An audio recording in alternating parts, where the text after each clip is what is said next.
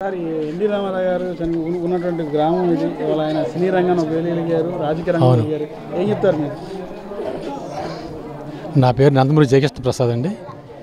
Nandamuri NT Ramarao గారు, తారక రామారావు గారు. ఎన్టీఆర్ అంటేనే ప్రతి ఒక్కవాడి గుండెల్లో నిలిచిపోయాడు ఆయన. ఆయన విశ్వవిఖ్యాత నట సార్వభౌముడు నందమూరి తారక రామారావు గారు. ఈ పుట్టిన గడ్డ ఇది. ఆ గడ్డ మీద మేము పుట్టినందుకు మా అదృష్టం, ఆయన వంశంలో పుట్టినందుకు మా పూర్వజన్మ కృతం కానీ భావిస్తాను నేను. అటువంటి మహానుభావుడు ఆయన. ఎన్ని తెలుగువాడి ప్రతి ఒక్క తెలుగువాడి గుండెలో నిలిచిపోయాడు ఆయన, ఆ మహానుభావుడు. మరి మా ఊర్లో పుట్టి మాకు ఎన్నో కార్యక్రమాలు ఎన్నో చేశాడు. ఈ దేవాలయం కట్టింది ఆ మహానుభావుడే. ఈ దేవాలయం కట్టించారు, మరి కాలేజీ పెట్టారు, మరి మహిళా ప్రాంగణం అని మహిళా ప్రాంగణం పెట్టారు. మరి ఆ మహానుభావుడు ఆ ప్రాంగణం మహిళా ప్రాంగణం అంటే ఆయన పెట్టిన ఉద్దేశం చెప్తాడు.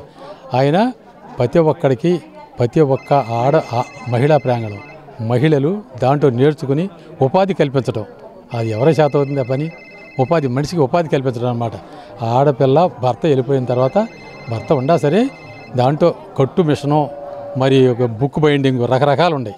అవి నేర్చుకోవటం, వాళ్ళ కాళ్ళ మీద వాళ్ళు నిలబడటం వెళ్ళి. అటువంటి మహానుభావుడు, అది ఉద్దేశం అసలు.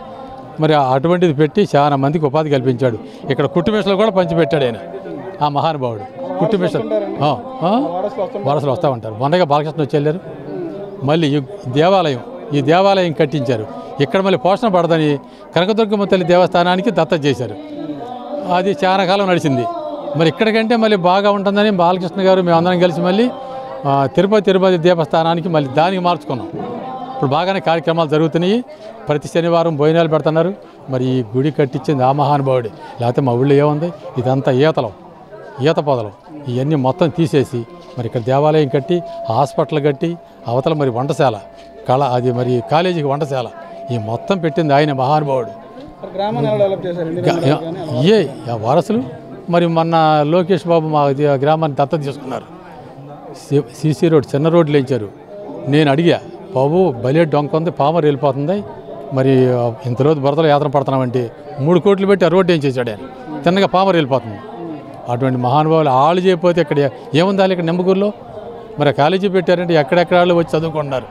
ఎక్కడెక్కడాళ్ళు మరి డాక్టర్లు అవుతున్నారు, ఇంజనీర్లు అవుతున్నారు.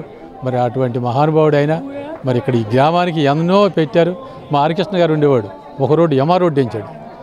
ఇంతలోతు బురద, మోపులు మొయటాకి యమయాత్ర పడేవాళ్ళం. మరి వాళ్ళే చేయించారు ఇవన్నీ, లేకపోతే ఎక్కడే. చాలా మహానుభావుడు ఆయన.